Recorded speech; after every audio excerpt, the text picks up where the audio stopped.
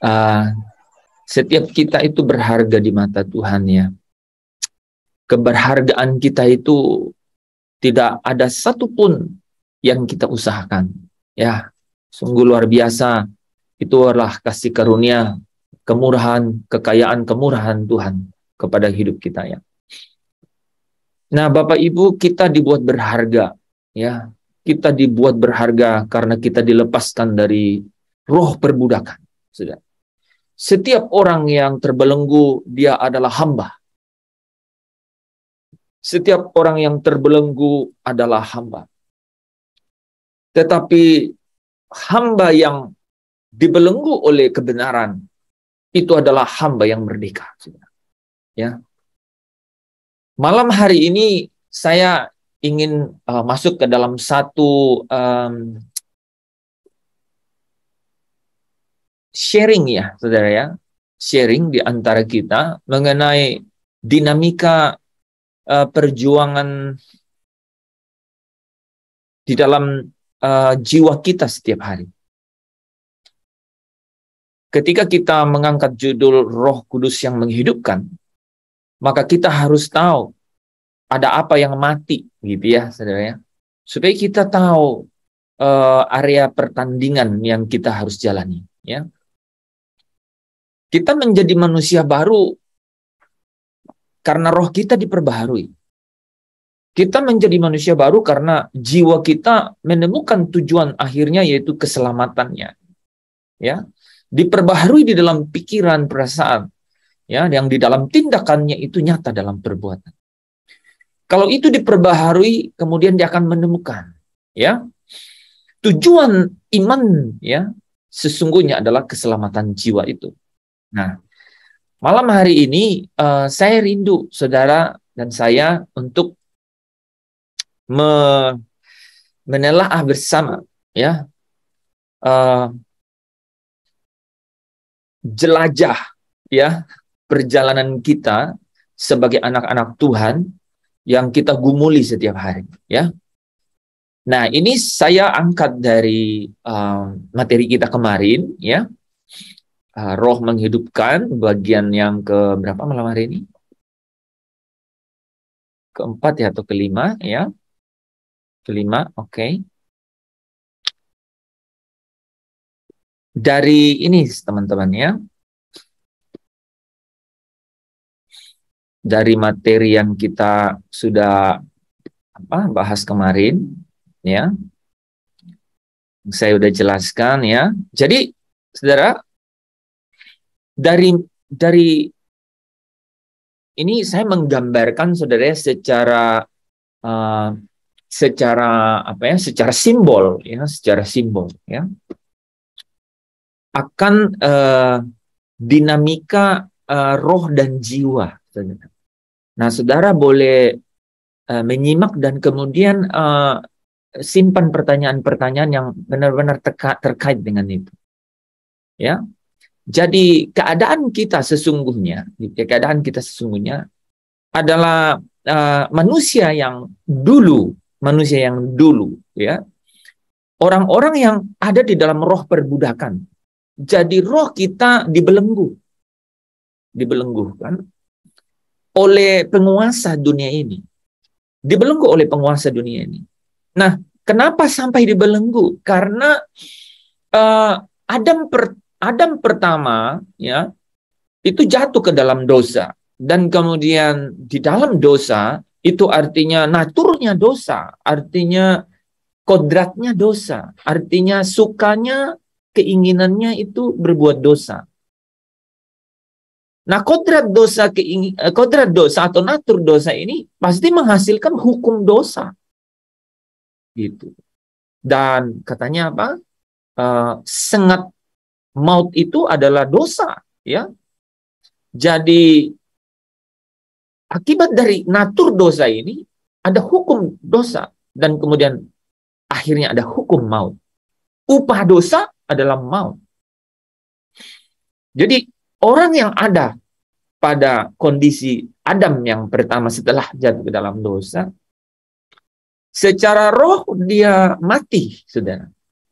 Karena dia tidak punya kemampuan ya untuk dapat memiliki kepekaan berkomunikasi dalam persekutuan dengan rohnya Bapa. Nah, itu karena ada natur dosa yang ada di dalam dirinya, ya, ada natur dosa. Nah, ini pasti coba kita renungkan ya, dan saya akan kupas dengan memakai Roma pasal 7, ya. Malam hari ini saya ingin memperlihatkan dulu landscape-nya, saudara ya, atau gambaran besarnya gitu ya, bahwa dulu saya dan saudara ada dalam perbudakan, ya, tetapi oleh Kristus sebagai pokok keselamatan, dialah roh yang membangkitkan itu, sehingga kita itu, saudara, dilepaskan, ya, dilepaskan dari belenggu roh kegelapan itu, dan kemudian dipindahkan ke dalam kerajaan Kristus. Nah, ketika kita dipindahkan ke dalam kerajaan Kristus, Bapa itu memeterai kita dengan Roh Kudus sebagai tanda milik. Sebagai tanda miliknya. Nah, saudara yang dikasihi Tuhan, keadaan saya dan saudara sekarang di dalam, ya, di dalam Kristus yang tersembunyi bagi Allah, itu adalah roh yang tidak lagi ada di dalam perbudakan. Ya. Roh yang memiliki kuasa, ya, memiliki kuasa. Roh yang sudah dibangkitkan. Tetapi di dalam roh yang ada kuasa dan sudah dibangkitkan itu ada kodrat dosa yang juga bekerja. Nah, ada natur dosa, ada keinginan berbuat dosa. Ya. Ada sinful nature, ada natur yang ada mau buat dosa, ingin buat dosa. Nah, mari kita sama-sama pelajari ya, bagaimana Paulus melihat dinamika roh manusia, ada jiwa manusia, ada akal budi manusia, pikiran, gitu ya, dengan kodrat dosa yang ada ini. Dan kita akan lihat hubungannya dengan ada hukum Taurat. Nah, ada hukum Taurat, ya. Oke. Sebelum masuk ke situ, saudara, karena kita mau mengupasnya berhubungan dengan hukum Taurat, teman-teman mungkin ada yang sudah lupa hukum Taurat seperti apa. Jadi mari kita lihat lagi ya hukum Taurat. Hukum Taurat itu ada di dalam, coba kita di Keluaran 20 ya, kita ambil yang di Keluaran 20 ya.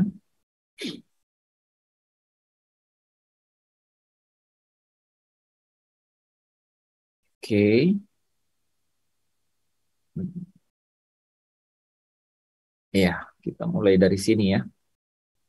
Nah, sepintas saja kita baca ya, supaya kita pada saat mendengar hukum Taurat, kita tahu hukum Taurat ya yang mana. Oke, mungkin ada yang bisa bantu saya, bisa baca mungkin 2 orang membaca dari sini. Ayat 2 sampai 6 dan 7 sampai 11.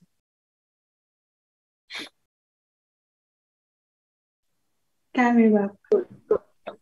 Oke, silakan Yanti. Dari itu. Ya, kalau di situ berdua boleh sekalian semuanya. Siapa?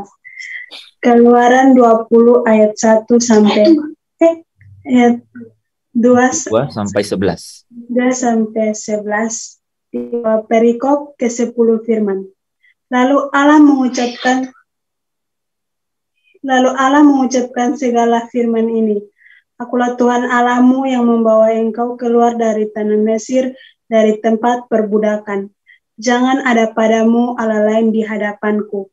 Jangan membuat bagimu patung yang menyerupai apapun yang ada di langit di atas, atau yang ada di bumi di bawah, atau yang ada di dalam air di bawah bumi.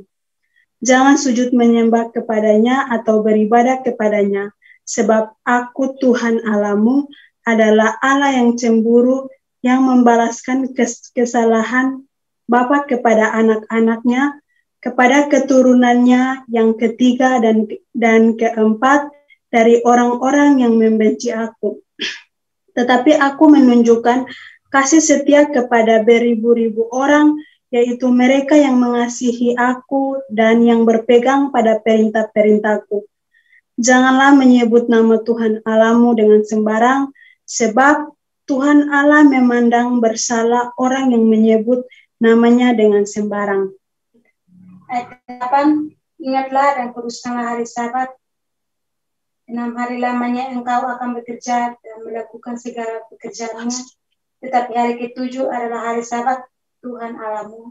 Maka jangan melakukan sesuatu pekerjaan, engkau atau anakmu laki-laki, atau anakmu perempuan, atau hambamu laki-laki, atau hambamu perempuan, atau hewanmu, atau orang asing yang di tempat kediamanmu. Sebab 6 hari lamanya Tuhan menjadikan langit dan bumi, laut dan segala isinya, dan ia berhenti pada hari ke-7. Itulah sebabnya Tuhan memberkati hari Sabat dan menguduskannya. Oke, itu 5 hukum yang pertama ya. Nah, ada 5 hukum yang kedua. Ada yang bisa baca?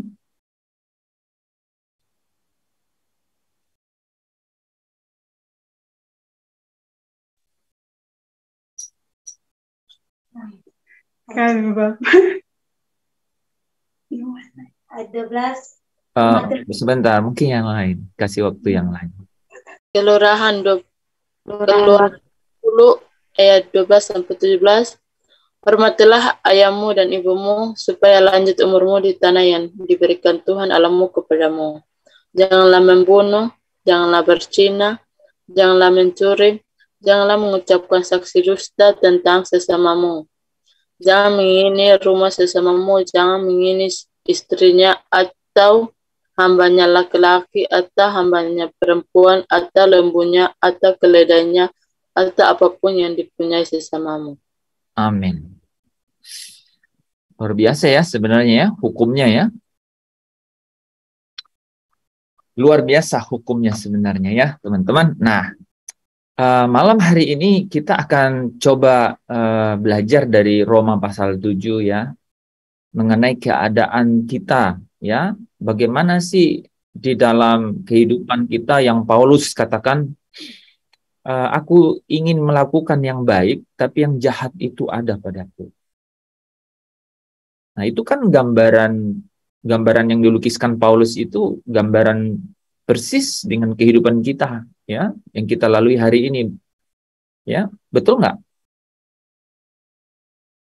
Ya, ya betul. Ya, apa yang kita mau, bukan itu yang kita lakukan, gitu ya. Oke, nah, teman-teman, malam hari ini saya siapkan ya, supaya kita pelajari.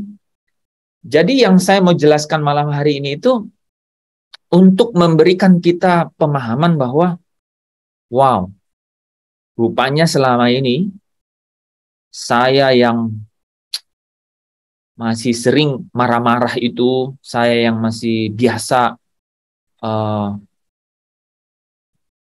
mengingini gitu ya, saya yang biasa berpikiran tidak adil gitu ya, itu hal yang perlu saya sadari bagaimana mengelola dan mengaturnya di dalam hidup saya. Karena Paulus menuliskannya dengan cukup dramatis. Dan yang menarik saudara, itu Taurat, 10 hukum Taurat, itu dipakai menjadi laboratorium. Menjadi alat uji loh. Menjadi tempat ujinya gitu. Nah, itu yang sangat menarik sebenarnya, ya. Sehingga banyak pernyataan-pernyataan yang kadang-kadang kita tidak langsung dapat mengerti atau memahaminya, ya. Nah, ada 26 ayat ya di dalam Roma pasal 7. Mudah-mudahan saya punya maksud saudara, tapi Roh Kudus pasti jauh lebih dalam rindu saudara. Saya dan saudara itu dapat mendapat penyingkapan firman dari sini, kebenaran dari sini. Bahwa dengan kita mengetahui semua kebenaran ini, kita jadi paham sekali apa yang kita harus lakukan. Paham sekali apa yang kita harus lakukan. Nah, Roma 6 bicara mengenai manusia itu tidak mungkin ada di area bebas. Ya, beberapa hari yang lalu saya katakan tidak ada waktu tak bertuan, ya. Seluruh waktu yang kita lewati, ya, di bumi ini itu menentukan kekekalan. Tidak ada manusia yang bebas. Pasti menjadi hamba sesuatu. Ya. Setiap manusia tuh, kita ini nggak ada yang bebas. Pasti kita menjadi hamba sesuatu. Pasti. Apa saja itu nanti kita bisa lihat. Saya ini sebenarnya hambanya siapa gitu. Nah, ya. Oke. Ada yang mau bersaksi saya hambanya siapa begitu?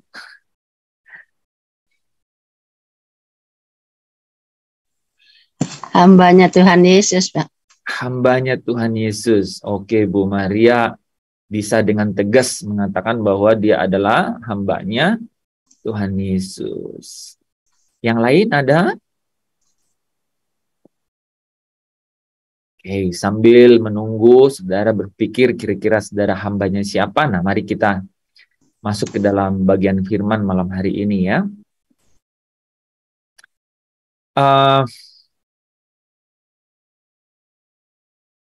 Kita mulai dengan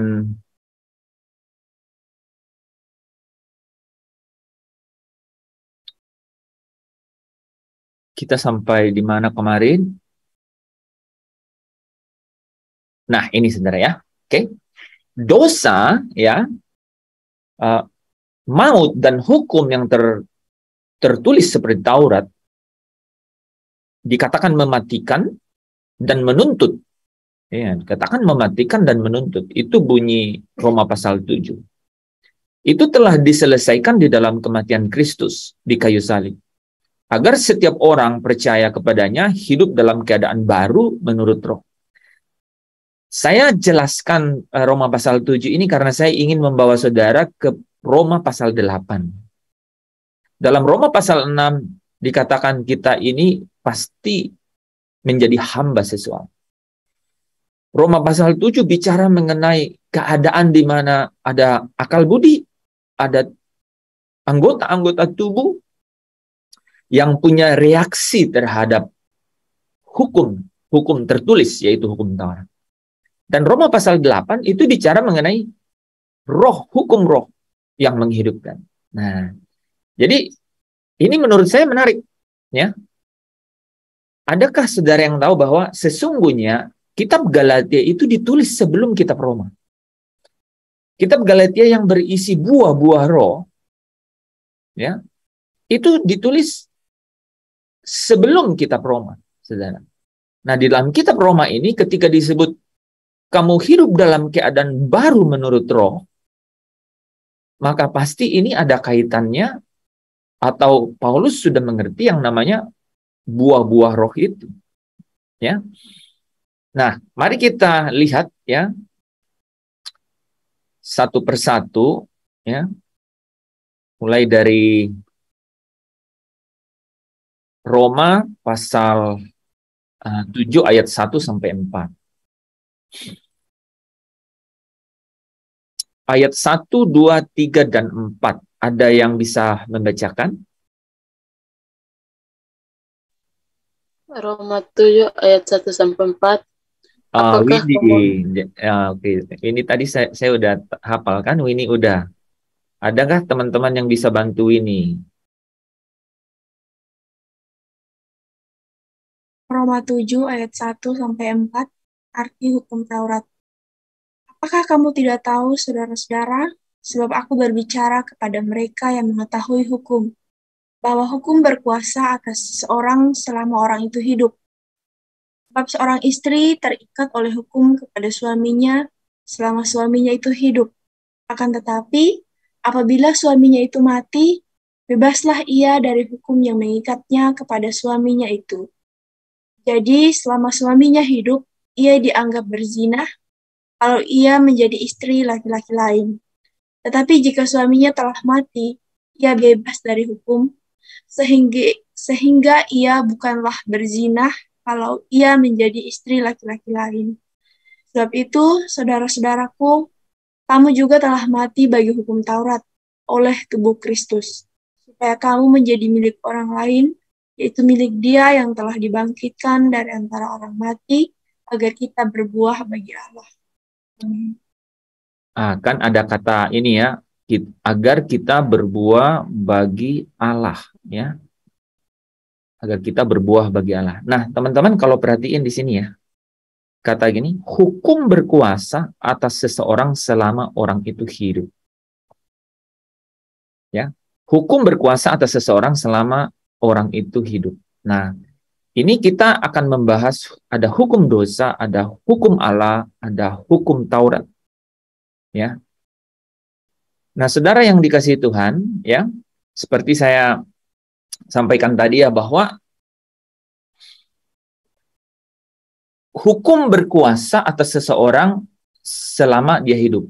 Dan Roma pasal 6 bicara mengenai hamba. Jadi tidak ada orang yang bebas dari hukum.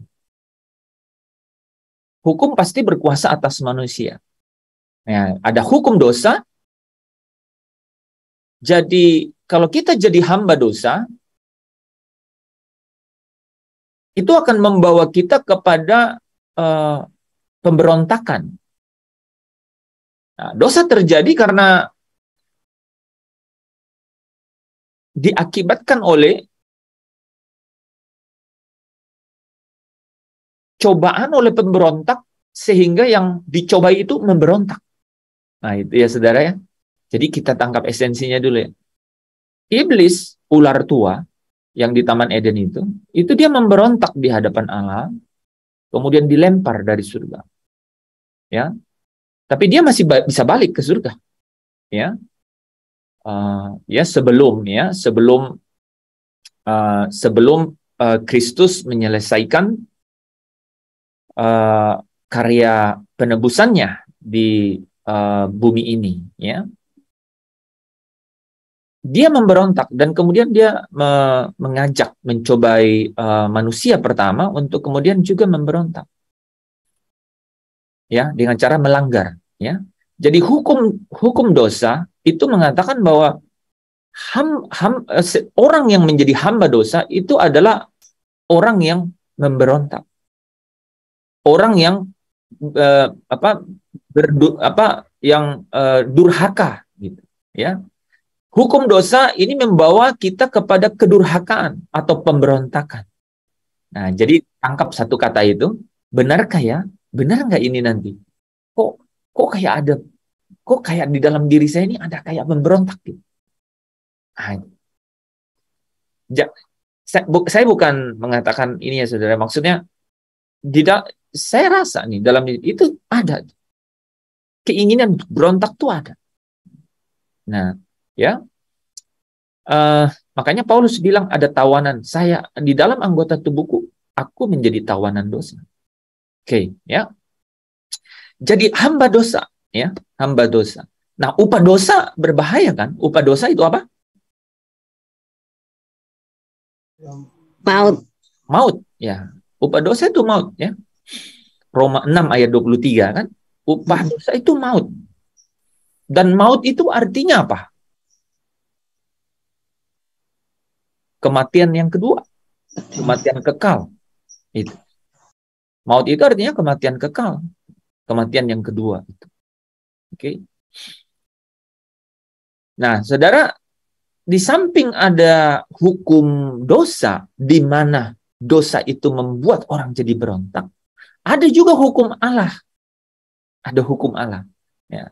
Nah, hukum Allah ini berkata bahwa seseorang yang memperhambakan dirinya kepada kebenaran, itu membawa orang itu kepada pengudusan dirinya. Sehingga dia dapat dibawa kepada hidup yang kekal. Oke? Coba ya, kita bandingkan gitu ya. Hukum dosa bilang begini. Setiap orang yang memperhambakan diri kepada dosa, maka dia akan menjadi pendurhaka atau dia itu menjadi pemberontak. Saya ingat ya satu ayat ya. Paulus bilang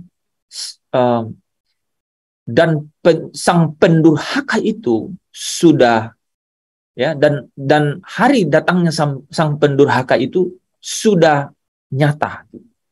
Jadi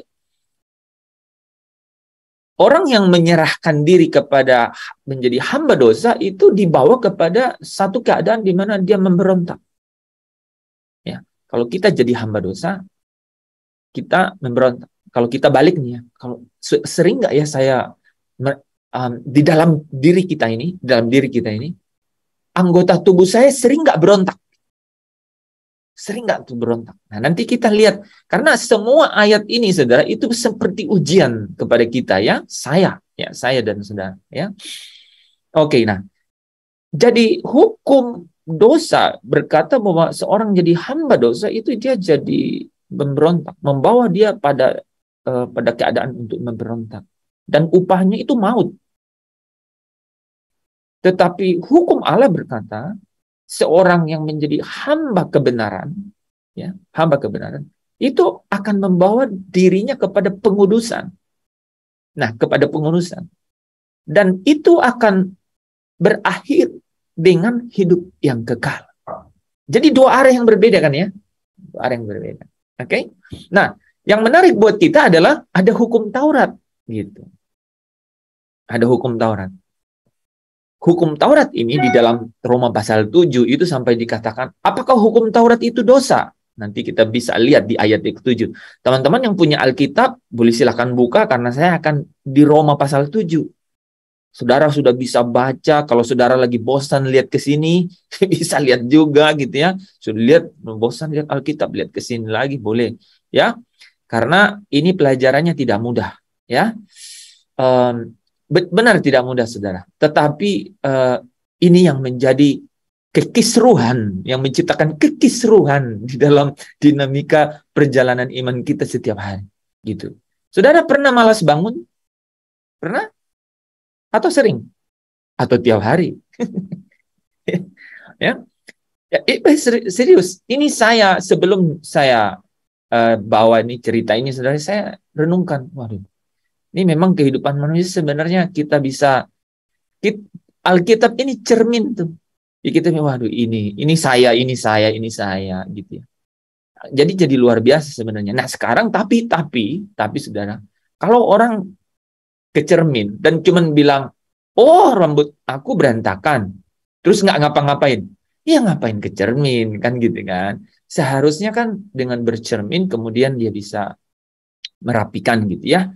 Jadi setelah kita belajar malam hari ini, saudara, di akhir session nanti, kalau saudara rela, sharing apa yang saudara dapat, ya, supaya benar ada sesuatu yang saudara dapat, gitu. Oke? Nggak apa-apa, nggak usah di ini ya, teman-teman. Mikrofonnya kan dibuka, jadi teman-teman atur sendiri aja ya. Oke, nah ada hukum Taurat, dikatakan di ayat 7 itu kalau saudara bertanya, apakah hukum Taurat itu dosa? Nah, tapi di ayat 12 dibilang, hukum Taurat itu kudus. Benar ya? Oke, nah nanti kita coba lihat ya sama-sama. Ya. Nah, saudara, di Roma pasal 3, ya, pasal kitab Roma yang terkenal, ya, dikatakan bahwa semua orang sudah jatuh ke dalam dosa dan kehilangan kemuliaan, ya. Saudara, orang yang Yunani, saudara ya, yang punya berbudaya tinggi, ya, itu berbudaya tinggi, punya norma etika hidup yang standar tinggi, artinya mereka menggunakan hati nuraninya, tapi mereka juga mengalami yang namanya menjadi hamba dosa, jatuh ke dalam dosa. Itu orang-orang di zamannya Nuh, ya. Tetapi saudara, orang Yahudi, ya, yang punya hukum Taurat pun, ya, juga jatuh ke dalam dosa. Dan hukum Taurat ini itu hukum dari Allah. juga jatuh ke dalam dosa. Ini mulai sesuatu nih. Ya, saya ulang ya. Saya ulang gini. Adam dan Hawa jatuh ke dalam dosa. Yang melanggar hukum perintah Allah itu kan Adam kan di Taman Eden. Bagaimana keturunannya bisa tahu bahwa ini dosa? Nggak ada kan nih sebenarnya. Iya kan? Itu, saudara. Itu kalau kita baca di Roma pasal 5 kalau nggak salah ya. Mereka tidak berdosa seperti Adam berbuat dosa. Mereka tidak melakukan pelanggaran seperti Adam melakukan pelanggaran. Tetapi sekalipun demikian, mereka itu sudah menjadi tawanan.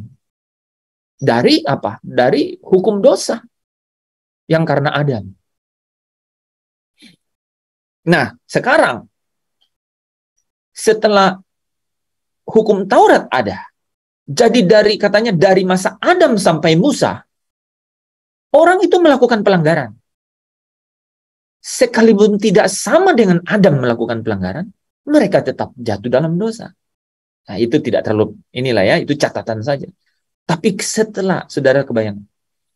Artinya gini, orang yang tidak tahu bahwa ada hukum saja, kan kalau Adam kan dikasih tahu ya, makan setiap pohon di taman ini, tapi jangan makan pohon mengenai pengetahuan yang baik dan yang jahat. Jadi ada larangan, terus dilanggar kan. Makanya dosa pengertiannya adalah melanggar hukum Allah sebelum Kristus datang, ya kan? Tetapi setelah itu siapa yang kasih tahu? Jadi dikatakan dari Adam sampai Musa, artinya sampai hukum Taurat datang. Sekalipun pelanggaran mereka itu tidak sama seperti yang dilakukan Adam, tapi mereka juga ada di bawah tawanan karena akibat dari dosa itu, yaitu hukum dosa. Nah, sekarang yang menarik ya Roma 5 ya ayat 13 ya. Coba menarik tuh Pak Tadus, coba bacain sebentar. Ya, Roma 5 ayat 13. Agak beberapa ayat kalau nggak salah, Pak. Ya. Sebab sebelum hukum Taurat ada, telah ada dosa di dunia, tetapi dosa itu tidak diperhitungkan kalau tidak ada hukum Taurat. Sungguh pun demikian, maut telah berkuasa dari zaman Adam sampai kepada zaman Musa yang juga atas mereka, yang tidak berbuat dosa dengan cara yang sama seperti yang telah dibuat oleh Adam, yang adalah gambaran dari Dia yang akan datang. Jadi sekalipun mereka yang ada antara Adam dan Musa, artinya sebelum Taurat datang itu tidak melakukan pelanggaran yang sama dengan Adam, tapi mereka udah ada di bawah hukum dosa dan hukum maut itu. Nah, tetapi sekarang yang menarik gini, ada perintah Allah nih turun. Ada perintah Allah turun. Bagaimana dengan perintah Allah ini? Apakah dapat membuat keadaan lebih baik? Itu kenapa dikatakan di ayat 7 ya, hukum Taurat itu dosa, tapi di ayat 12 bilang hukum Taurat itu kudus. Nah, teman-teman, saya tidak akan sebenarnya fokus dengan hukum Taurat. Yang saya mau fokus adalah bahwa ada satu dinamika dalam pola pikir, perasaan, dan daging kita ini, dan hati kita atau roh kita ini, itu setiap hari menjadi pergumulan, menjadi menjadi sesuatu yang menjadi sesuatu yang terus kita alami setiap hari. Itu yang terjadi dan kita harus sadar keadaan ini. Ini yang digambarkan di Roma pasal 7 ini. Jadi kita tidak fokus untuk bahas mengenai Taurat, tapi ketika Taurat hadir, bagaimana sih? Gitu. Karena Taurat ini kan perintah. Gitu ya. Oke, karena nanti Roma pasal 8 akan bicara satu keadaan yang berbeda gitu. Satu cara satu dinamika yang berbeda gitu. Satu dinamika yang berbeda. Contoh gini, kita mau buat kue gitu ya, mau buat kue. Itu kan macam-macam dong caranya, tergantung alatnya ada apa. Nah, kita bisa coba dengan satu instrumen supaya kita tahu kalau kurang baking powder gitu ya, dia akan kurang mengembang gitu misalnya ya. Nah, contoh saja gitu ya. Oke. Nah, teman-teman, keadaannya dulu nih, keadaan Roma, saudara ya. Tahun 49 itu ya. Sebenarnya orang Yahudi itu kan mayoritas, kan Israel mayoritas. Tapi pada saat tahun 49 ya, di luar orang Yahudi itu ada Yunani, disebut Yunani ya, orang Yahudi. Orang Yahudi ini yang pegang Taurat itu sebenarnya mayoritas. Tapi pada saat tahun 49 itu orang Yahudi ini menjadi minoritas dan bahkan mereka disuruh untuk tinggalkan kota Roma. Jadi di situ, saudara, orang Yahudi itu bertanya,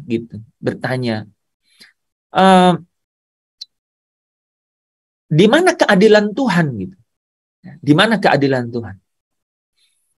Ya, mereka bertanya di mana keadilan Tuhan. Nah, pada saat saudara mereka bertanya di mana keadilan Tuhan, ya, kalau kita lihat di Roma 3 pasal ayat 5 sampai 6, sebenarnya mereka tidak sadar bahwa mereka tidak pantas mempertanyakan di mana keadilan Tuhan. Karena apa? Karena mereka juga sebenarnya tidak punya standar adil. Gitu. Kenapa mereka mempertanyakan keadilan Tuhan? Kan mereka juga tidak adil. Ada perintah, tidak dilakukan sepenuh hati. Terus mereka bertanya keadilan Tuhan. Gitu. Ya. Nah, contoh hal itu saudara ya, di dalam kehidupan kita masing-masing, kita sering gitu ya. Kita sering mempertanyakan apakah keadaan di luar kita itu adil gitu ya. Misalnya kan kita sering pemerintah gitu ya, atau organisasi-organisasi di sekitar kita itu adilkah ya? Kadang-kadang kita menuntut keadilan padahal sebenarnya kita juga dalam keadaan itu tidak dapat menggambarkan keadilan itu. Nah, oke, satu catatan ya saudara ya.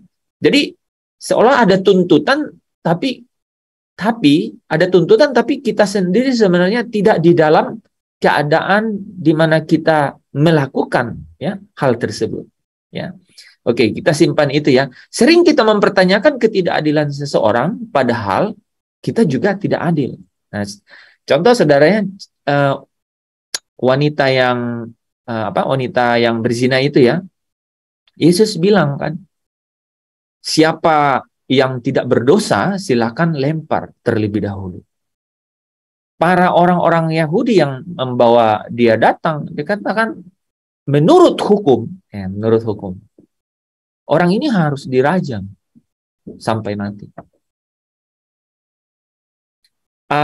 Teman-teman gini, saudara pernah kan ikut ujian ya?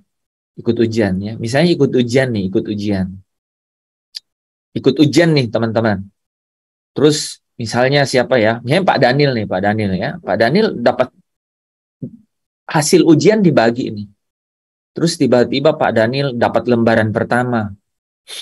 Pak Daniel pas lihat, wah hasilnya 50 dari skala 100. Waduh. Pak Daniel kecewa atau enggak? Dapat 50 dari 100. Enggak, tanya Pak Daniel dulu, siapa tahu udah oke 50. Kecewa Pak? Atau kecewa 50. Oke. Saya yang bagi nih Pak. Saya bagi lembaran kedua, di samping Bapak ada Vanesta. Nah, tiba-tiba Pak Daniel lihat hasilnya Vanesta. Dapat 37 Pak. Pak Daniel perasaannya gimana? Iri, ada iri. Enggak, kok iri? Bapak dapat 50. Terus ini Vanessa dibagi, di samping Bapak tuh ada Vanessa 37. Perasaan Bapak sekarang gimana? Biasa aja. Biasa aja. Oke. Biasa aja. Dapat 37 dianya, Pak. Bapak dapat 50. Enggak lah, Pak. Tadinya kan Bapak dapat 50 nih, skalanya 100. Bapak kecewa kan ya? Kecewa. Wah, dapat 50. Nah, sekarang sampingnya Bapak dibagi nih, dapatnya 37. Perasaan Bapak? agak lumayan ya. Lumayan Gue masih lebih bagus ya, gitu ya. Oke, samping kiri Bapak Amanda, saya bagiin nih. Hasilnya 20, Pak. Ada perasaan gimana, Pak? Seneng. Wah, mulai senang dia, mulai senang karena sampingnya 37 itu sampingnya lagi 20. Dan punya catat teman-teman, rupanya nilai Pak Daniel ini paling tinggi di kelas. Walaupun 50. Nah, orang Yahudi yang punya Taurat datang menghakimi orang, posisinya begitu. Dan kita sering begitu. Ya. Awalnya sih kita pikir, oh ya, tapi ketika kita lihat orang lain, kita jadi berubah. Dia jadi berbeda. Jadi nah, begini Pak Daniel, karena saya ini guru yang bermurah hati gitu ya. Jadi saya bilang, memang saya buat soalnya susah. Jadi semua nilai akan saya tambahkan 40%. Sehingga nilai yang 50 itu saya akan nambahkan berapa? 80% ya. Sehingga nilai yang 50 jadi 90. Nah, pasti semua senang ya, Pak ya. Ya, semua senang. Yang nilai 20 juga semua senang karena dinaikkan gitu. Nah, keadaannya waktu Yesus berhadapan dengan wanita ini, kan orang Yahudi ini datang kan, katakan ini orang menurut hukum harus dirajam. Yesus datang dan kemudian dia berkata, barang siapa yang tidak berdosa itu melempar terlebih dahulu. Nah, bayangkan nggak begini? Di dalam kelas yang sama tadi, ya, tadi kan nilai tertinggi 50. Nah, di dalam kelas yang sama, itu Yesus datang dengan memasang nilai 100. Jadi dia datang dan nilainya sempurna 100. Sehingga kita itu, Pak Daniel tetap 50 kan? Yang lain tetap 37, tetap 20. Nggak bisa lagi dinaikkan karena ada yang 100. Nggak bisa dinaikkan. Ada yang patok angkanya 100 gitu. Yesus datang itu, ya, saudara bisa mulai menangkap Taurat ada di mana, Yesus ada di mana. Ya. Jadi Yesus datang dengan nilai sempurna. Sehingga waktu orang Yahudi menuntut keadilan, Yesus bilang, keadilan yang mana? Kan dia datang bawa wanita ini. Hukum kan lawannya adil. Saudara ya, kalau kita mau menuntut hukum kemana? Ke rumah sakit? Pengadilan ya. Oke, soalnya ini bacaannya ruwet ya, cukup ini ya, teologis, tapi firman kebenaran itu hidup.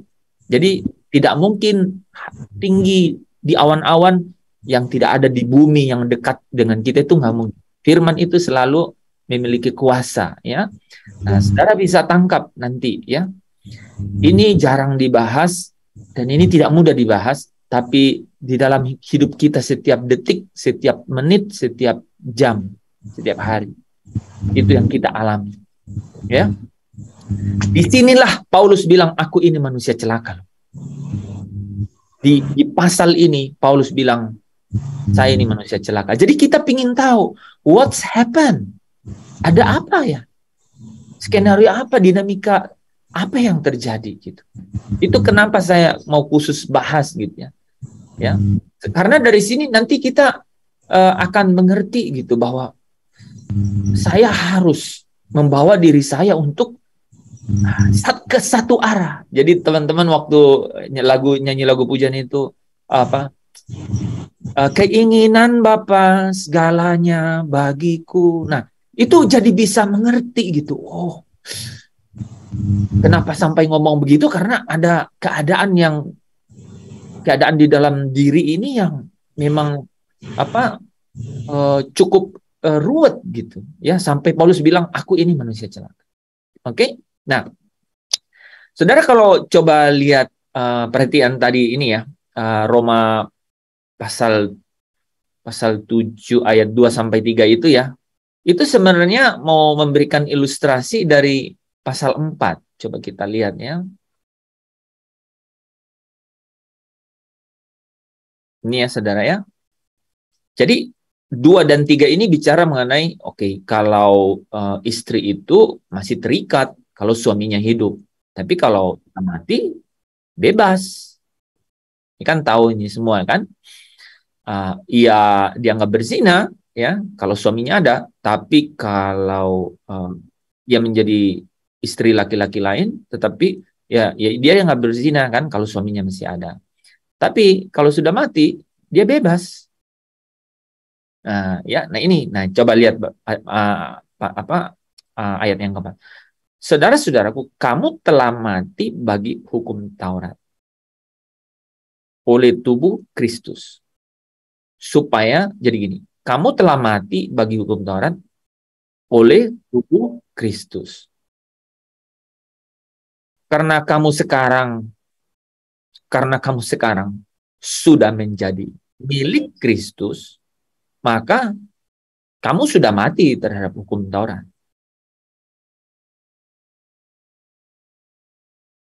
Tangkap nggak? Ini ada nggak yang bisa jelasin? Kamu telah mati bagi hukum Taurat oleh tubuh Kristus. Supaya kamu menjadi milik orang lain, yaitu milik dia. Ini mirip dengan di atas nih. Dia menjadi istri laki-laki lain. Karena suaminya itu, istri laki-laki lain ya. Ketika suaminya itu telah mati, maka dia bebas dari hukum. Kamu telah mati bagi hukum Taurat ya, oleh tubuh Kristus. Karena kamu sudah menjadi milik dia. Jadi milik Kristus. Jadi kamu mati bagi hukum Taurat. Kamu bebas dari hukum Taurat. Itu nanti ada ayatnya juga tuh. Kamu bebas dari hukum Taurat. Kamu mati karena kamu sudah menjadi milik Kristus.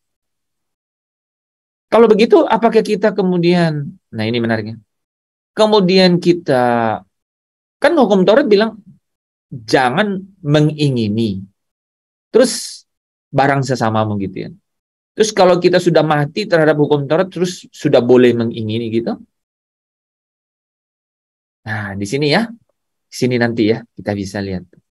Ya, bahwa terlepas atau mati terhadap hukum Taurat, itu sebenarnya membawa kita kepada hukum Kristus.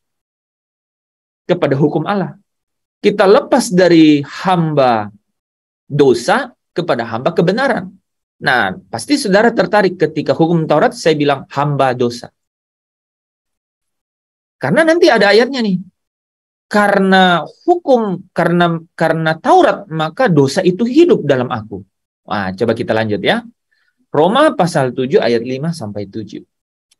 Oke, yang cowok siapa ya yang baca?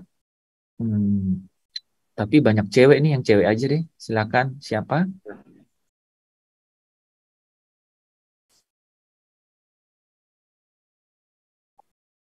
Ayo, cepat-cepat. Roma 7 ayat 5 sampai 7. Sebab waktu kita masih hidup di dalam daging, hawa nafsu dosa yang dirangsang oleh hukum Taurat bekerja dalam anggota-anggota tubuh kita agar kita berbuah bagi maut. Tetapi sekarang kita telah dibebaskan dari hukum Taurat, sebab kita telah mati bagi Dia yang mengurung kita, sehingga kita sekarang melayani dalam keadaan baru menurut Roh, dan bukan dalam keadaan lama menurut huruf hukum Taurat. Jika demikian, apakah yang hendak kita katakan? Apakah hukum Taurat itu dosa? Sekali-kali tidak. Sebaliknya, justru oleh hukum Taurat, aku telah mengenal dosa, karena aku juga tidak tahu apa itu keinginan, kalau hukum Taurat tidak mengatakan jangan mengingini. Nah, ya, sudah mulai masuk agak ini ya, teman-teman. Ya, kita nih mulai dari ayat 5 ini ya. Hawa nafsu dosa yang dirangsang oleh hukum Taurat. Wah, ini teman-teman bisa perhatiin nih. Epitumea katanya ya. Oke, lihat ya kitabnya masing-masing. Ayat 5 sampai 7 ini penting sekali ya. Di ayat 6 itu jembatan ke pasal 8 ya. Ke pasal 8 bahkan ya. Jadi dalam pasal 7 ini ada ayat 6 yang menjadi jembatan ke pasal 8. Dan itu yang berkaitan dengan roh yang menghidupkan ya. Tetapi kenapa harus rohnya dihidupkan sih? What's wrong gitu? Ada apa? Ada yang salah dengan semua ini, adakah gitu kan? Nah, itu kan perlu nih ya kita bahas ya. Oke. Sebab waktu kita masih hidup di dalam daging, apa katanya? Hawa nafsu apa? Hawa nafsu dosa yang dirangsang oleh hukum Taurat bekerja dalam anggota-anggota tubuh kita. Coba, ya. Saudara, jadi dosa yang dirangsang oleh hukum Taurat, dosa yang memperalat hukum Taurat. Ya. Jadi dosa ini dirangsang oleh hukum. Jadi waktu dikatakan dilarang, ketika dilarang, maka manusia malah terprovokasi melakukannya. Saya ulang ya.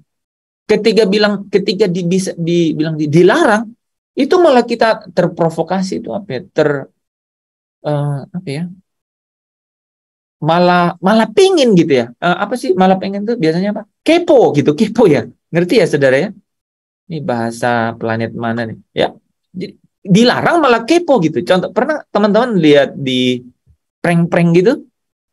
Ditulis tuh, misalnya ada dilubangin gitu, dilubangin. Terus ditulis jangan menengok gitu. Jangan lihat masuk. Pernah?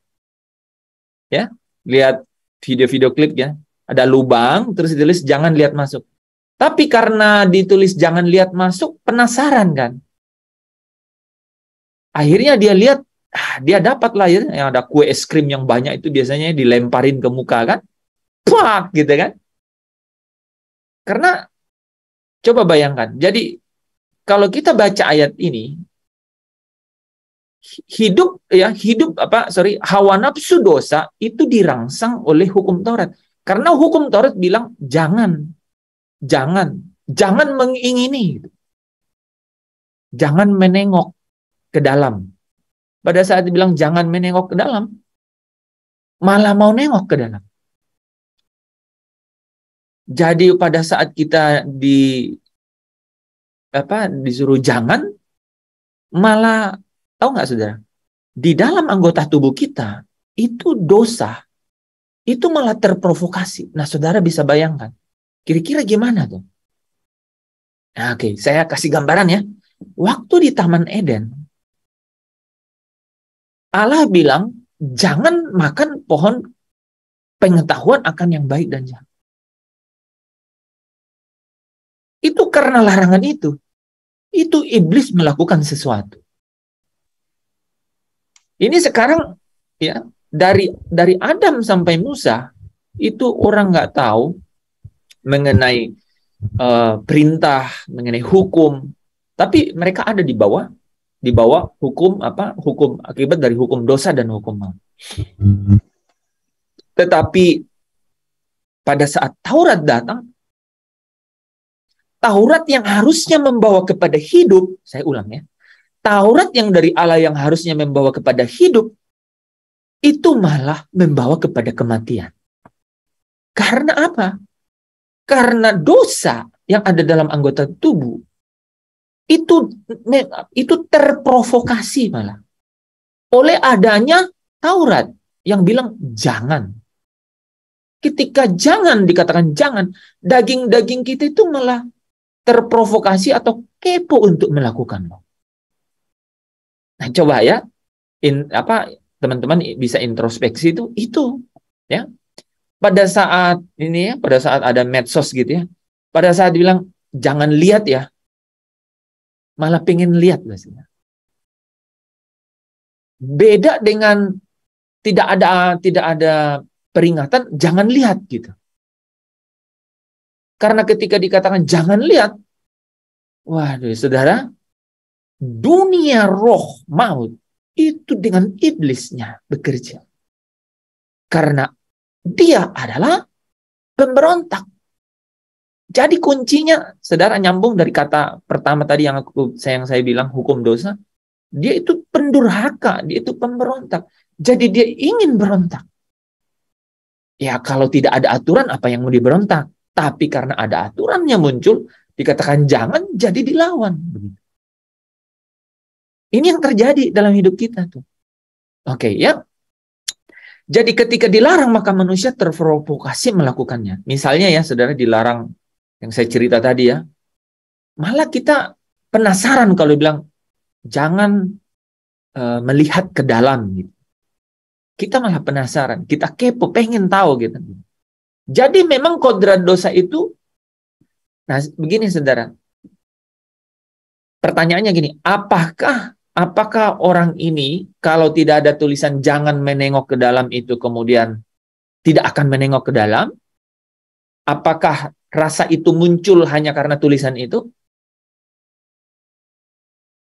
Coba jawab pertanyaan saya sederhana kan. Pernah kan tahu ya, jangan melihat ke dalam gitu. Malah lihat, malah dia dapat kue es krim kan gitu ya. Kue krim di mukanya kan. Apakah karena tulisan jangan lihat ke dalam terus dia lihat?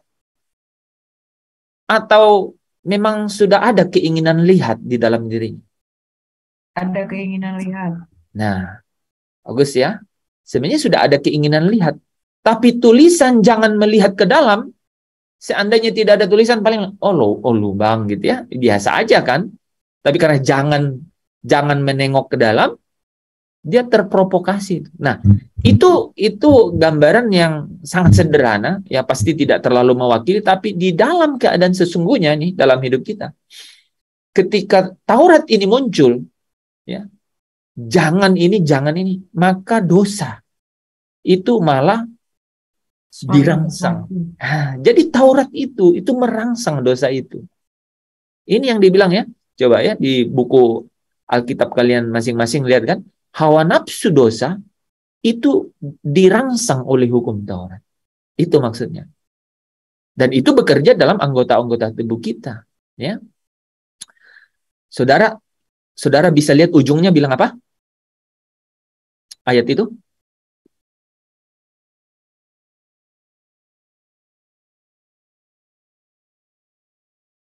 Agar kita berbuah bagi maut. Maut. Jadi maut itu pasti hubungannya dengan penguasa maut. Jadi saudara, ingatlah gitu. Baik buat saya dan saudara, itu ketika kita melihat hukum ya Allah ini ya. Jangan gitu ya. Maka sebenarnya ada kodrat dosa. Oke. Ada kodrat dosa dan itu udah diuji dengan hukum Taurat. Menarik sekali ya, Paulus yang sehebat itu curhat di pasal 7 ini. Curhat dia. Ini kan kalimat-kalimatnya aku. Ya, dia sharing mengenai dirinya. Ya. Jadi ada kodrat dosa yang kemudian dibuahi oleh kuasa iblis, saudara ya. Nah, di ayat 6 dikatakan apa? Tetapi sekarang kita telah dibebaskan dari hukum Taurat. Nah, ini tiba-tiba ya, dikatakan sebab kita sekarang telah dibebaskan dari hukum Taurat. Sebab apa katanya?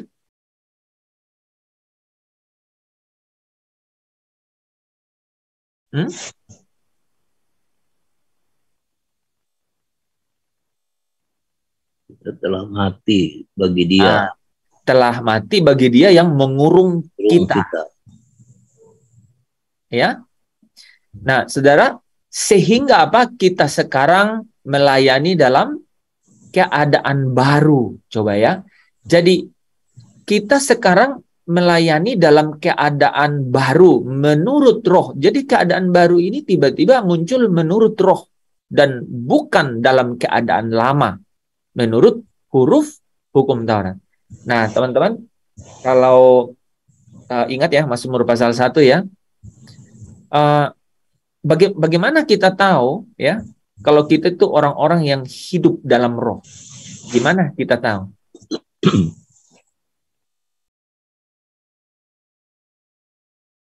Saya kasih pertanyaan gini.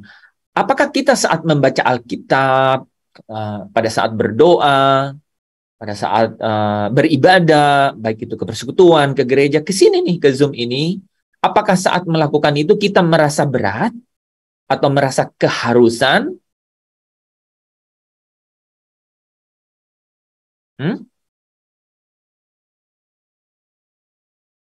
Susah jawabnya ya. Ya. Keinginan sendiri. Ada keinginan sendiri, ya. Ada keinginan. Keinginan itu kesukaan ya, Pak ya. Kira-kira bisa diganti gitu ya. Ada kesukaan. Nah, jadi dari mana kita tahu bahwa orang itu hidup, ya, hidup menurut keadaan baru di dalam roh?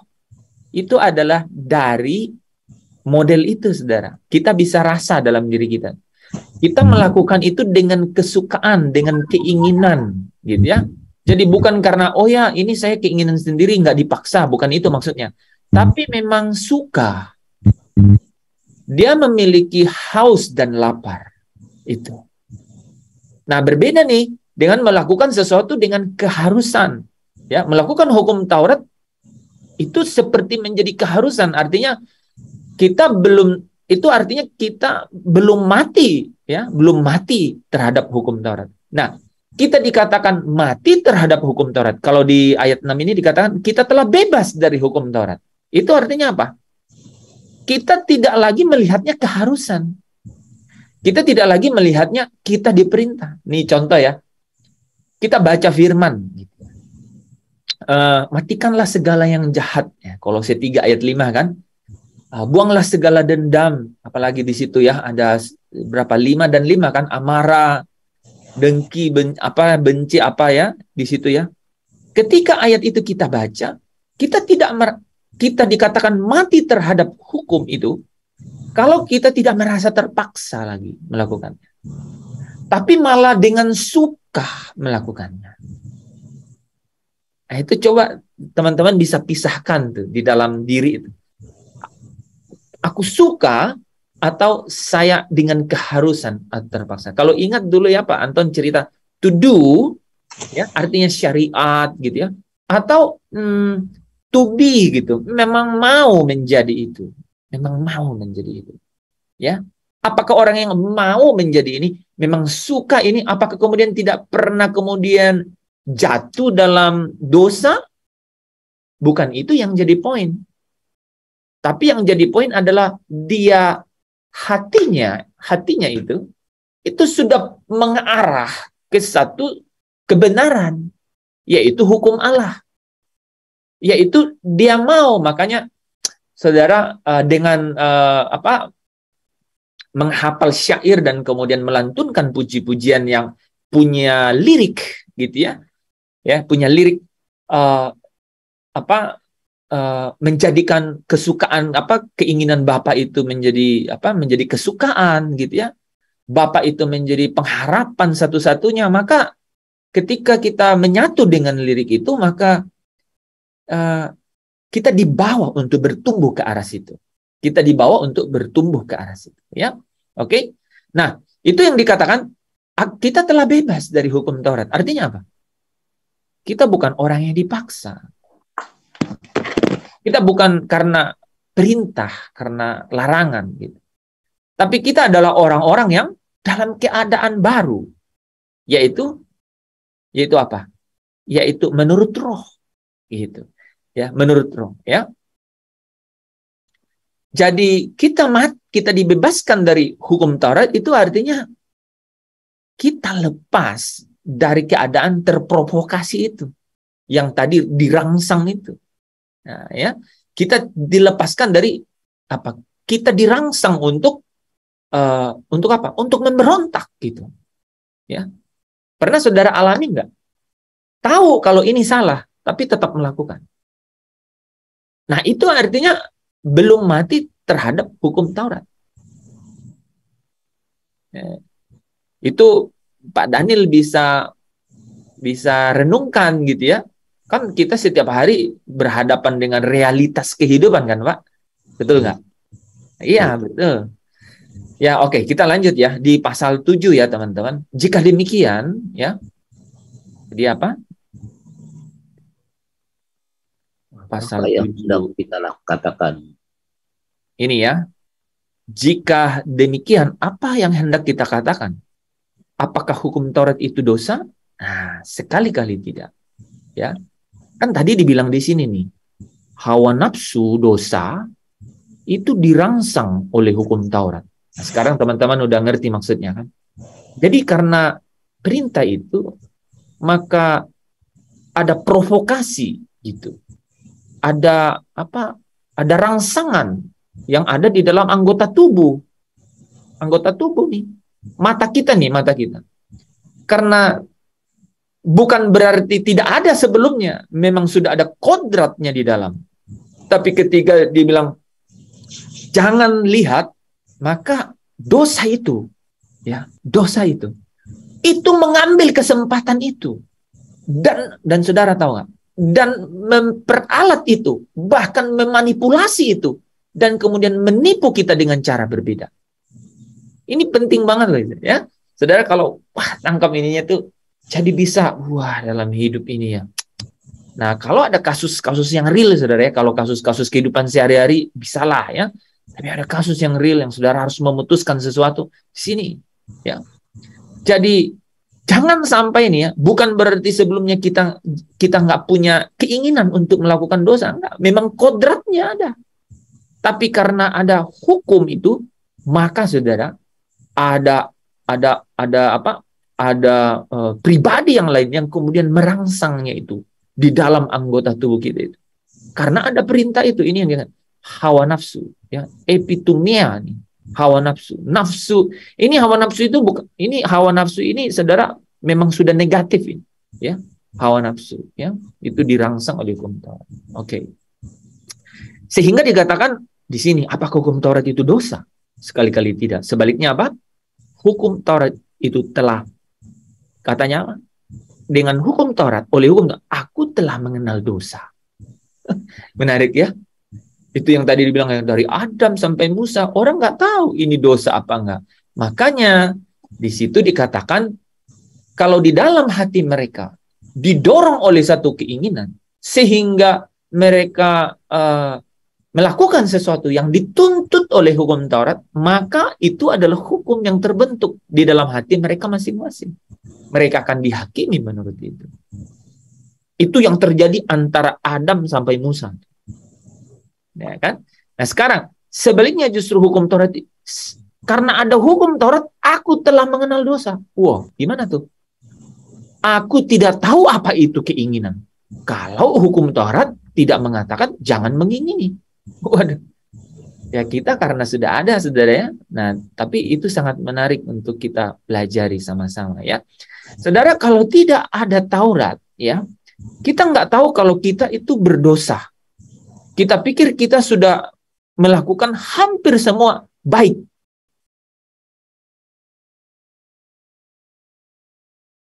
Ingat cerita pemimpin yang muda dan kaya.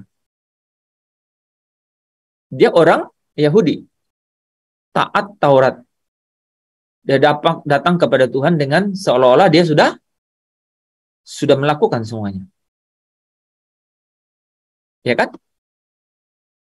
Dikatakan, kalau tidak ada Taurat, kita nggak tahu kalau kita berdosa. Kita pikir kita sudah melakukan hampir semua dengan baik. Kalau Taurat tidak berkata, ya, kasihilah Tuhan Allahmu dengan segenap hatimu, dengan segenap akal budimu, dengan segenap kekuatanmu, dengan segenap jiwamu. Orang tidak merasa berdosa karena hukum Taurat. Mungkin selama ini, dia sudah banyak mengasihi, menurut dia, menurut standarnya, standar dirinya. Atau mungkin standar kebanyakan ya masyarakat sosialita gitu ya. Sudah banyak. Tapi ketika Taurat datang, segenap seluruhnya akal budi, jiwa, hati dan kekuatan dia jadi merasa berdosa. Nah, kira-kira itu ya. Jadi hukum Taurat, dengan hukum Taurat, aku mengenal dosa. Misal dengan mengetahui perintah itu, mengasihi dengan segenap. Kan itu jadi, mereka jadi lihat ya. Oke. Nah, teman-teman, ini adalah sikap yang ini adalah sikap yang ketika kita berhadapan dengan Taurat itu, sikapnya bisa ada dua. Pertama, kita ada di bawah hukum dosa, di mana kita menjadi hamba dosa, kita memberontak. Atau kita menjadi hamba kebenaran. Dan kalau kita menjadi hamba kebenaran, maka kita masuk ke dalam pengudusan yang berakhir dengan hidup yang kekal. Jadi, kita bisa dengan rendah hati, ya. Kita bisa dengan rendah hati, ya. Walaupun ada juga yang tanggapannya sebaliknya. Ada yang memberontak. Sudah merasa baik, ya, sudah merasa taat, ya, seperti pemimpin yang muda dan kaya itu. Ya, seolah sudah melakukan semuanya. Tetapi ketika Yesus berkata, nah ini yang menarik tuh.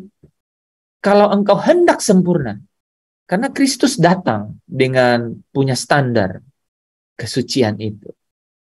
Kalau engkau hendak sempurna, dan apa yang terjadi? Apakah dia rendah hati?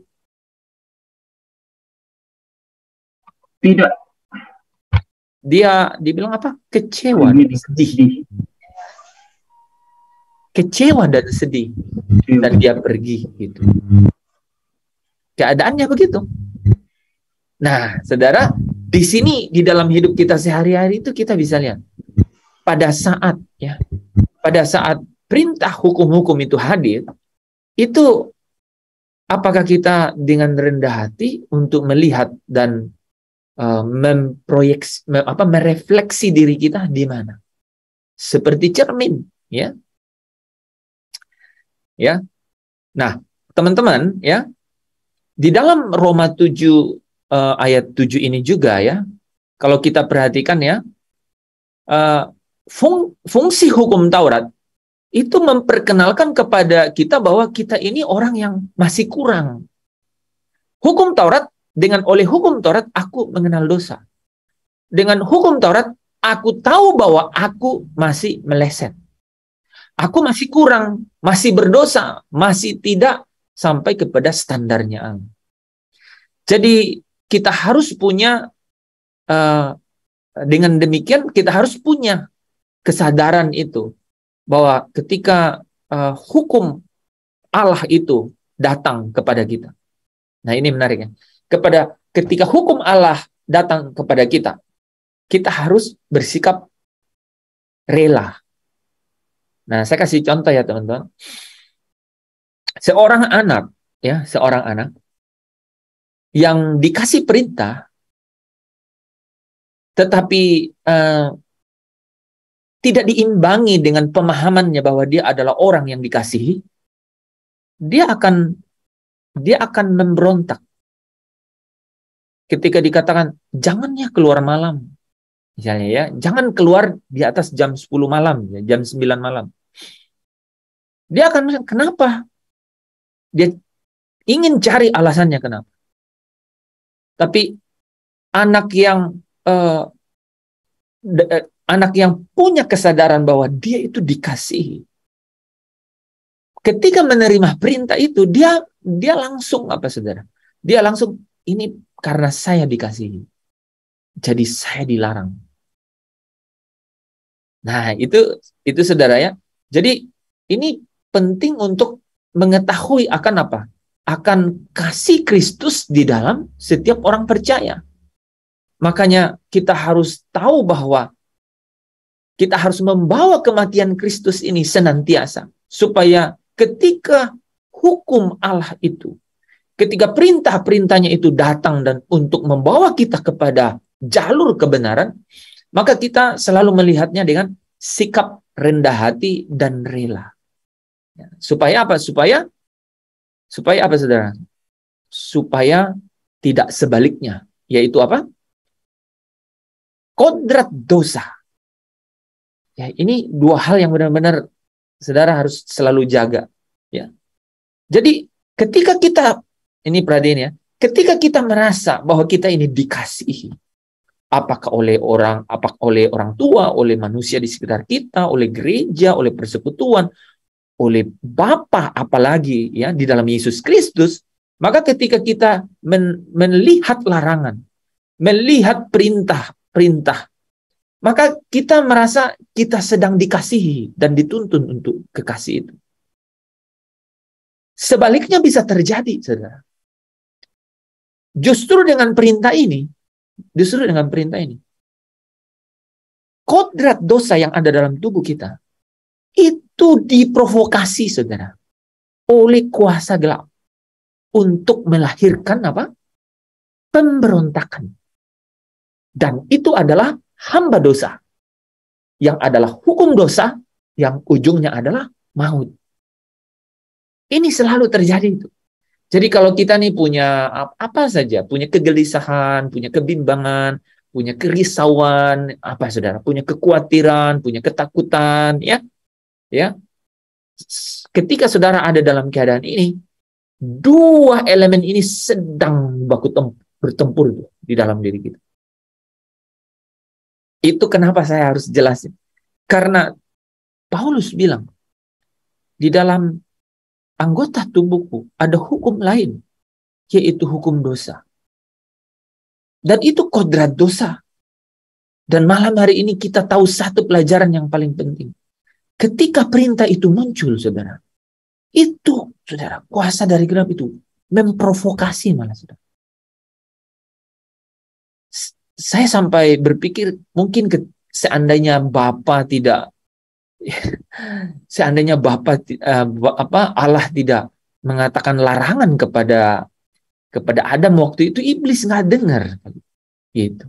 Sehingga dia harusnya tidak memprovokasi untuk melanggar, untuk memberontak, gitu, untuk mendurhaka, gitu. Jadi, nah caranya untuk kemudian menghadapinya adalah sebaliknya. Kita harus mati terhadap itu. Kita tidak lihat lagi sebagai satu keharusan, tapi kita malah melihatnya sebagai, saya ini orang yang dikasihi. Saya ini orang yang dikasihi.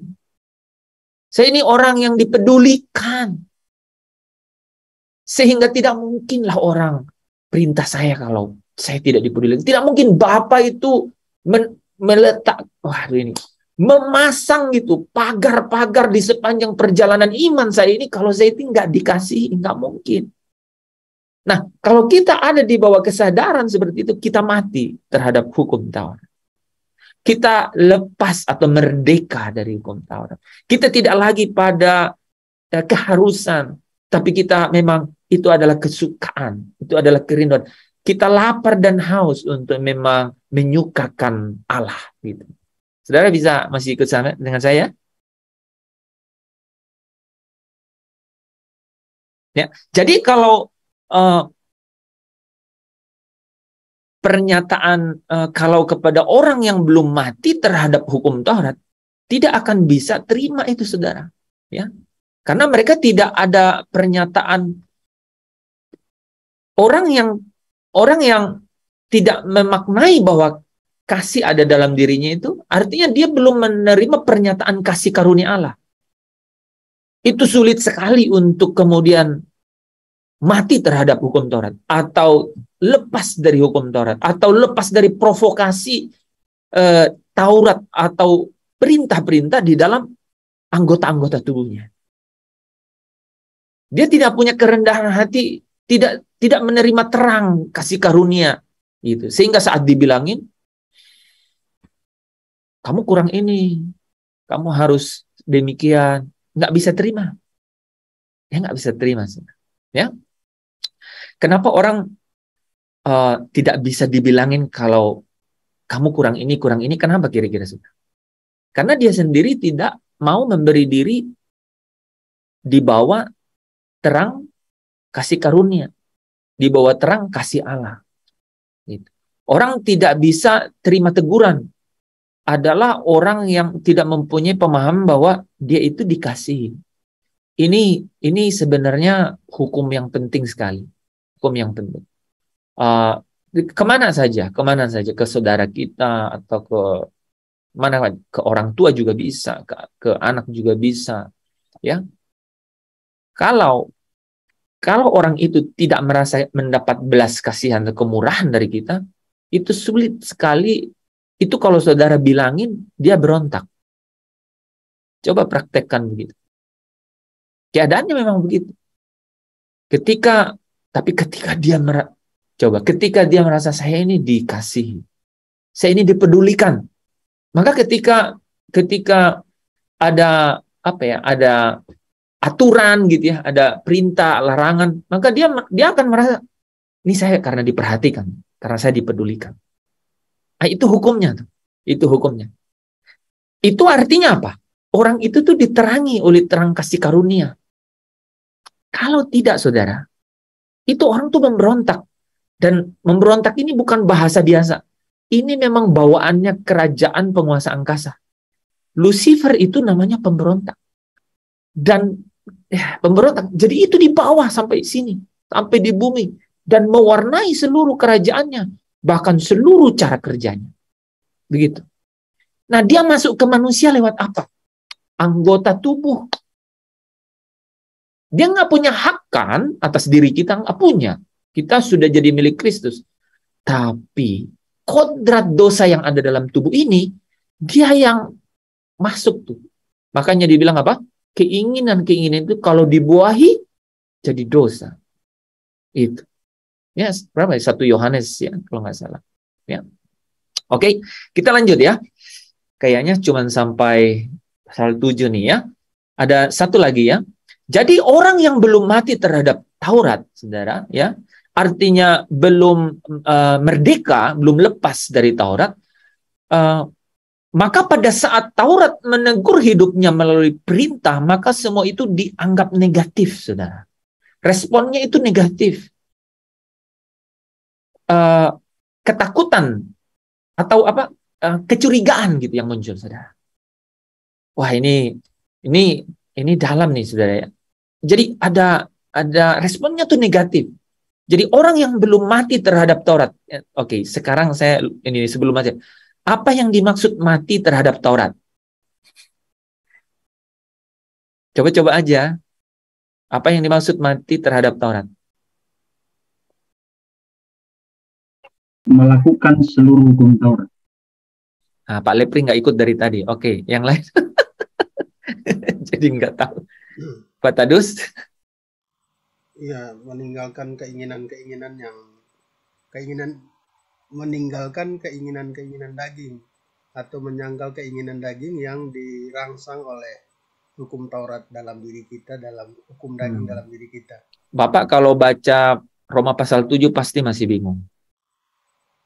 Yakin saya. Benar, coba Bapak baca pasti. Apa teman-teman? Apa yang dimaksud dengan mati terhadap Taurat? Hidup tidak menurut hidup dengan menurut kesukaan kita pada hukum itu, bukan sebuah keharusan atau paksaan. Oke. That's it. Nah, itu saudara ya. Jadi yang dibilang mati terhadap Taurat itu artinya gini. Modelnya Taurat itu adalah ya, harusnya kan Taurat ini membawa kepada hidup.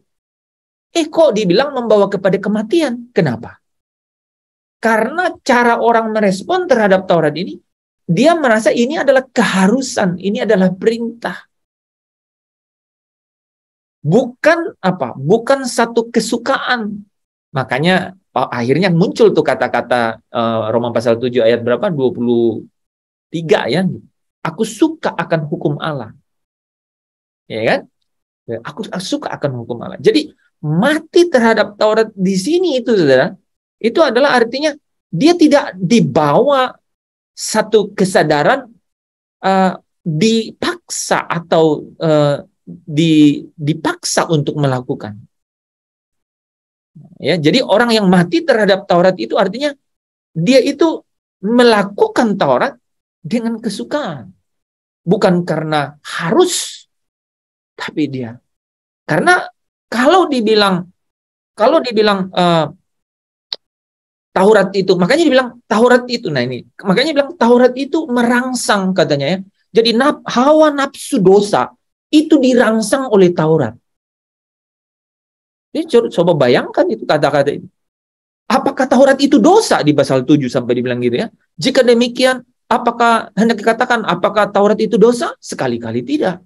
Sebaliknya justru hukum Taurat, dengan hukum Taurat aku telah mengenal dosa, gitu. Ya.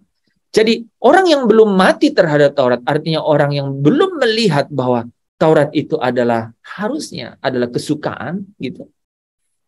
Maka pada saat Taurat atau perintah itu menegur hidupnya, ya, maka semua ditanggapi itu dengan respon negatif, dengan takut kehilangan sesuatu atau kecurigaan gitu. Nah, saudara mau lihat nggak contohnya? Matius 25, ya, itu kan ada talenta, 1 talenta, terus ada berapa? 2 dan 5 ya. Yang pertama, wah dia bilang syukur, ya aduh saya ini siapa sih kok dapat 5? Kepercayaan kan tuannya mau keluar, dikasih 5. Yang 2 sama, waduh saya. Jadi orang yang, makanya ayat pasal 7 ayat 6 itu menarik. Kamu itu sudah terlepas dari hukum Taurat, sudah merdeka katanya. Kamu hidup dalam keadaan yang baru menurut roh. Gitu, menurut roh. Ini penting tuh kan, menurut roh. Nah, orang pertama dan orang kedua itu begitu. Karena dia dibawa terang kasih karunia. Saya ini orang dikasihi. Jangankanlah kasih Allah, saudara ya. Kasih dari orang tua. Saya orang dikasihi. Nggak mungkinlah saya ditegur karena. Nah, orang pertama dan kedua itu begitu. Tapi coba orang ketiga gimana, saudara? Waduh, saudara, dia itu suspicious, saudara. Dia itu curiga. Dia curiga. Dia negatif responnya. Dia bilang gini, Tuan, aku tahu Tuan itu manusia kejam, saudara. Saudara coba bayangkan. Ya, dia dikasih nih. Terus dia bilang, saya tahu Tuan itu manusia kejam. Dan kata-katanya menarik. Katanya yang menuai di tempat Tuhan tidak menabur dan mengumpulkan di tempat di mana Tuhan tidak menanam. Wah, ya, jadi bayangkan begitu ya, gitu. Nah, itu karena saudara apa? Karena melihat hal itu seperti paksaan terhadap dia. Ini satu dipercayakan. Wah, ini dia curiga, dia negatif. Ini nanti pasti dia pengen dia pulang ini jadi bertambah nih gitu. Nah, coba ya. Itu satu analogi yang sangat bisa satu perumpamaan yang benar-benar berkorelasi langsung ya. Jadi dipercaya tapi pikirannya negatif. Waduh, coba saudara ya. Saudara percaya orang tapi malah curiga gitu. Waduh, itu coba bayangkan, itulah situasi ya. Orang yang tidak mati terhadap hukum Taurat, artinya tidak melihat hukum Taurat itu sebagai satu kesukaan gitu ya, itu hukum Allah ya. Jadi orang kalau belum mati terhadap Taurat, maka tanggapannya selalu negatif. Dan saudara, respon negatif ini itu sangat berbahaya karena apa? Kodrat dosa yang ada dalam tubuhnya, anggota-anggota tubuhnya, itu diprovokasi.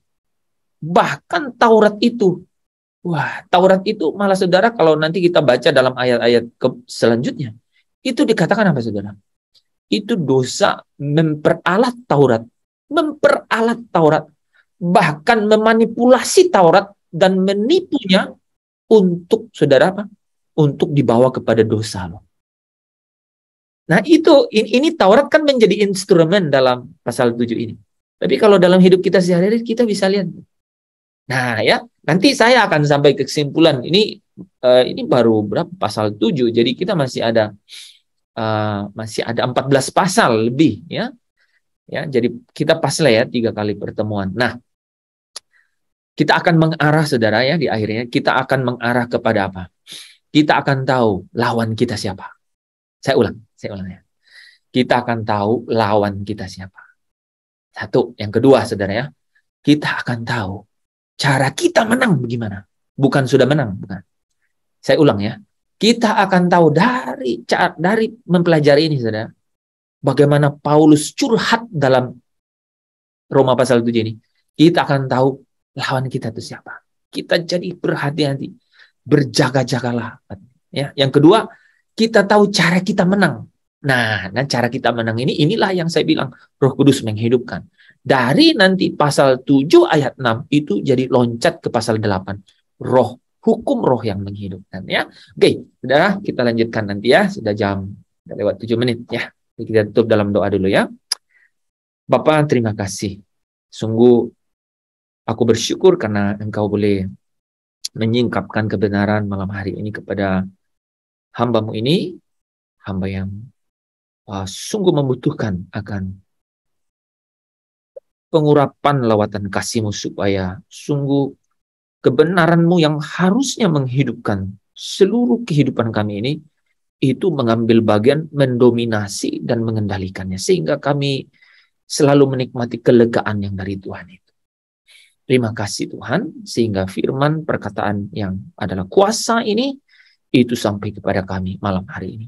Setiap hamba-hamba-Mu yang terima firman-Mu, hamba berdoa supaya Roh Kudus, mari Engkau tuliskan dalam hati kami, hati anak-anak-Mu yang hadir dalam Zoom Fellowship ini, bahkan yang hadir melalui live streaming. Tuliskan Tuhan dalam loh hati mereka, supaya ini yang sangat penting. Mereka adalah sungguh-sungguh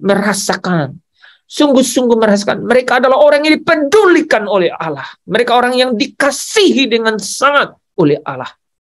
Sehingga mereka merasa orang yang berharga, orang yang tidak mungkin ditinggalkan, dibiarkan, sekali-kali tidak. Karena Allah itu adalah Allah yang setia. Bapa, biarlah Engkau memberkati anak-anak-Mu yang hadir malam hari ini. Arahkan hatimu kepada Tuhan dan terimalah berkat. Damai sejahtera Allah yang melampaui segala akal pikiran kita, di dalam persekutuannya dengan Sang Penolong Penghibur Allah Roh Kudus, melalui sukacita dari Yesus Kristus Tuhan yang akan memenuhi sukacita kita sampai penuh, itu akan menuntun menyertai kita mulai malam hari ini, di tempat Engkau berada, di keadaanmu malam hari ini, esok sampai selama-lamanya, sampai Maranatha, sampai kita dijemput oleh Tuhan Yesus dan dibawa ke dalam perjamuan kawin anak Bapa, hidup bersama Bapa selama-lamanya di dalam kerajaannya. Saudara yang percaya, saudara yang diberkati, bersama dengan saya katakan amin. Amin. Amin. Amin. Terima kasih. Amin. Terima kasih Pak. Amin. Terima kasih Pak Hens. Terima kasih Bu Bono. Esther. Terima kasih Pak Lepri.